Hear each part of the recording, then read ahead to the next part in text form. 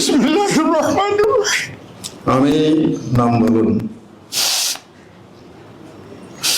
আমি মোহাম্মদ শফিকুর। পিতা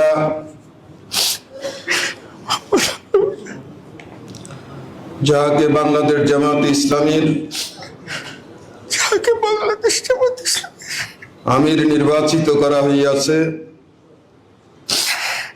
নির্বাচিত করা হয়েছে, আল্লাহ রাব্বুল আলামিনকে সাক্ষী রাখিয়া ওয়াদা করিতেছি যে আল্লাহ রাব্বুল আলামিনকে সাক্ষী রেখে ওয়াদা করিতেছি যে আমি আল্লাহ তাআলা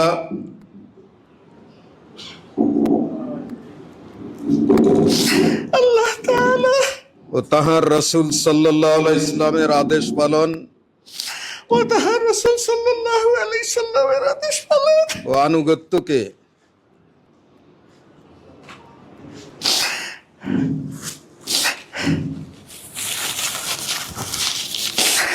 ও আনুগত্যকে সব কিছুর উপর অগ্রাধিকার দেব সব কিছুর উপর অগ্রাধিকার দেব ও সর্বাধিক গুরুত্বপূর্ণ মনে করিব।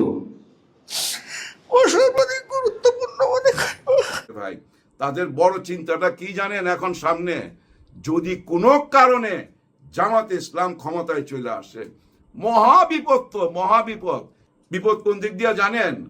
এই বিপদ তাদেরকে তাড়ায় বেড়াইতেছে 47 থেকে 71 পর্যন্ত যে বিপদে তারা ছিল, হ্যাঁ পর্যন্ত এই যে ভয়, এদিক দিয়ে না চাপ দেয় আবার ওদিক দিয়ে না চাপ দেয়, দুদিক দিয়ে যদি আক্রমণ করে তাহলে তো ভাই ভারতের অবস্থা কাহিল। ওই চিন্তা থেকেই কিন্তু আমাদের 71-এর স্বাধীনতায় ওরা সহযোগিতা করছে।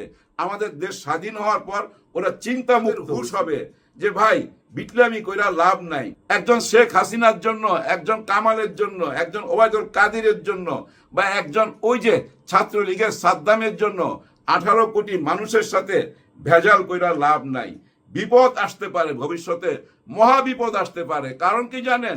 ওরাই তো বলে এই দেশটা জঙ্গি দেশ হয়ে যাইতেছে, মানে পাকিস্তানের সাথে হাত মিলায় ফেলাইতেছে, এটাই বলতে চায়, জঙ্গি ট্যাগ দিতে চায়। ভাগ্য ভালো জানেন, ভাগ্য ভালো কি জানেন? ডক্টর ইউনূস স্যারের দাড়ি নাই, টুপি নাই।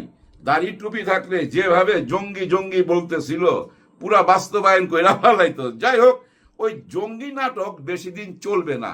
এই নাটক আমাদের দেশের মধ্যেও চলতেছে, অনেকেই বলার চেষ্টা করতেছে অনেক কথা, কোনো কথাই কোনো কাজ হবে না। কারণ কি জানেন?